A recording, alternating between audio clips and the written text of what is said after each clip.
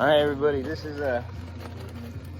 me shooting my machine gun all day and annoying my neighbors. When it's a county code building permit and planning that make me do this. So this is what we call a palm nailer. The little short nails are like that big. That way you don't smash your fingers real bad when you're putting them in. So here we go. This is my machine guns and my guns all day. This is what we're shooting all day. Yeah, that's what that is right there, guys. All that right there, that's a machine gun going off. Hear it?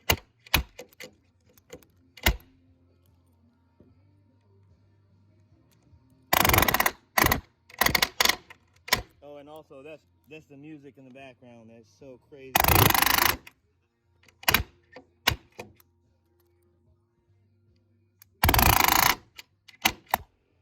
Yeah, so crazy loud. This thing's louder than anything. But yeah, so this is what they consider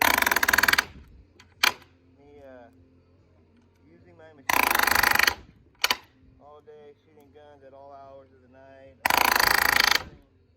Yep, I mean, I can't do anything about it. This is what the county tells me I gotta put in.